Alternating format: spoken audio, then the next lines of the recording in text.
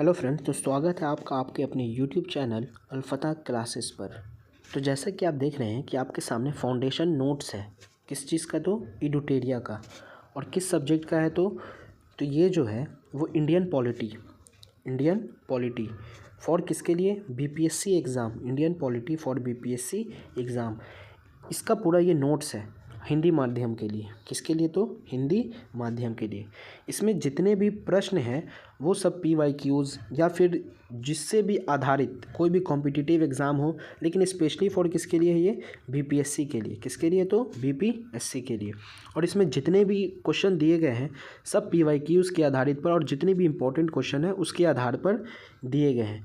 तो हम लोग आज इसका पहले विषय सूची देख लेते हैं कि कौन कौन सा चैप्टर वाइज इसमें ऑब्जेक्टिव दिया हुआ है।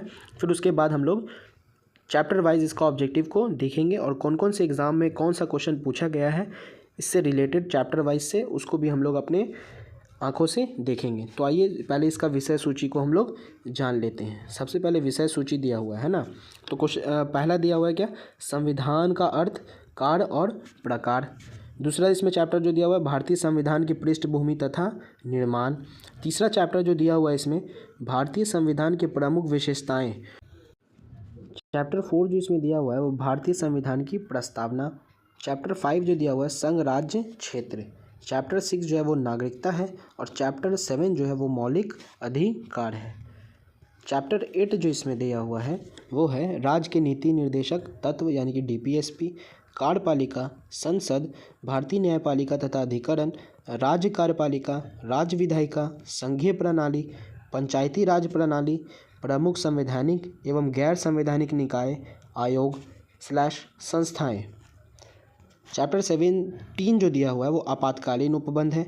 और इस चैप्टर का जो आखिरी है इस इंडियन पॉलिटी का नोट्स का, वो संविधान का संशोधन है।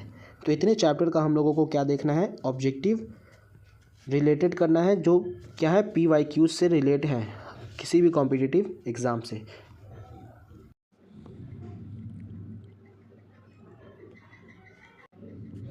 तो आज हम लोग मौलिक अधिकार से संबंधित जितने भी प्रीवियस ईयर क्वेश्चन हमारे इडुटेरिया के नोट्स में दिए गए हैं उसको आज हम लोग इस वीडियो के माध्यम से देखने का प्रयास करेंगे। तो आइए क्वेश्चन नंबर 1 के साथ इस वीडियो को स्टार्ट करते हैं। सबसे पहला क्वेश्चन है, निम्नलिखित में से कौन सा कारक किसी उदार लोकतंत्र में स्वतंत्रता की सर्वोच्चता सुरक्षा को नियत करता है? तो इसका जो सही आंसर है वो हो जाएगा ऑप्शन नंबर डी, यानी कि शक्तियों का पृथक्करण। और ये IAS प्री 2021 में पूछा गया प्रश्न था ये।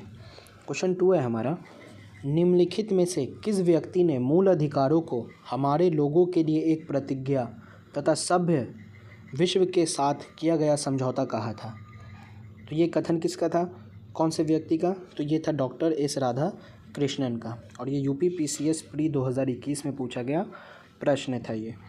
क्वेश्चन 3 है हमारा, कानून को लागू करने के मामलों में कोई विधान जो किसी कार्यपालक अथवा प्रशासनिक अधिकारी को अनिर्देशित एवं अनियंत्रित विवेकाधिकार देता है, भारत के संविधान के निम्नलिखित अनुच्छेदों में से किसका उल्लंघन करता है? तो वो कौन से आर्टिकल का उल्लंघन करेगा? तो ये आर्टिकल अनुच्छेद 14 का उल्लंघन करेगा। और ये IAS प्री 2021 में पूछा गया प्रश्न था ये। क्वेश्चन 4 है हमारा, भारत के संविधान के किस अनुच्छेद के अंतर्गत निजता का अधिकार संरक्षित है? किस आर्टिकल के अंदर है ये? तो ये आर्टिकल 21 के अंतर्गत है। और ये IAS प्री 2021 में पूछा गया प्रश्न था ये। क्वेश्चन 5 है हमारा, निम्नलिखित में से कौन सुमेलित नहीं है? जो सुमेलित सही नहीं है उसको बताना है। कौन सही सुमेलित नहीं है इसका इधर दिया हुआ होगा, C और D 4 ऑप्शन टोटल दिए हुए हैं और बताना है। पहला पढ़ लेते हैं हम लोग। जो सही सुमेलित नहीं है उसी को हमको क्या करना है? बताना है। अनुच्छेद 22(1) स्वयं का पसंद का अधिवक्ता द्वारा प्रतिरक्षा का अधिकार। तो ये बिल्कुल सही दिया हुआ है क्योंकि ये आर्टिकल 21A में है या 1 में है।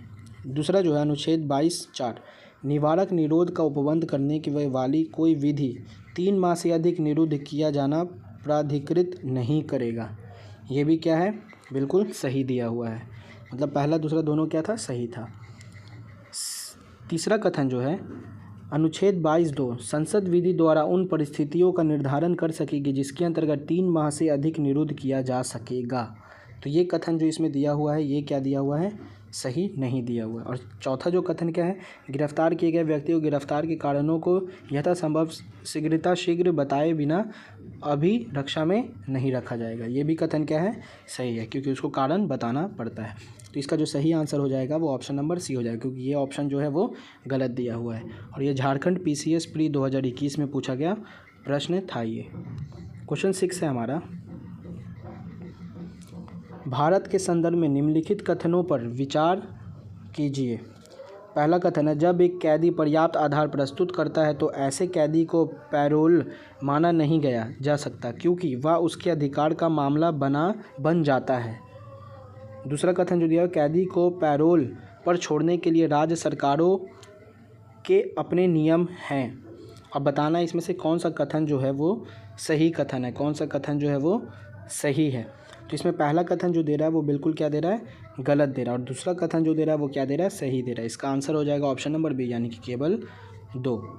और ये जो प्रश्न पूछा गया था ये IAS प्री 2021 में पूछा गया प्रश्न था ये। क्वेश्चन 7 है हमारा, भारत के संपत्ति के अधिकार की क्या स्थिति है, क्या स्थिति है। तो इसका जो सही आंसर हो जाएगा वो ऑप्शन नंबर बी हो जाएगा, यानी कि यह विधिक अधिकार है जो किसी भी व्यक्ति को प्राप्त है।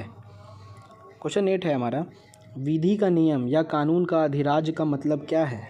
तो इसका मतलब क्या होता है, तो इसका मतलब होता है सभी के लिए एक कानून और सभी के लिए एक न्याय तंत्र, इसी को हम विधि का नियम बोलते हैं। और ये 66वीं BPSC प्री 2020 में पूछा गया प्रश्न था ये। क्वेश्चन नंबर 9 है हमारा, निम्नलिखित मूल अधिकारों को किस संवर्ग अस्पृश्यता के रूप में किए गए विभेदन के विरुद्ध संरक्षण समाविष्ट है।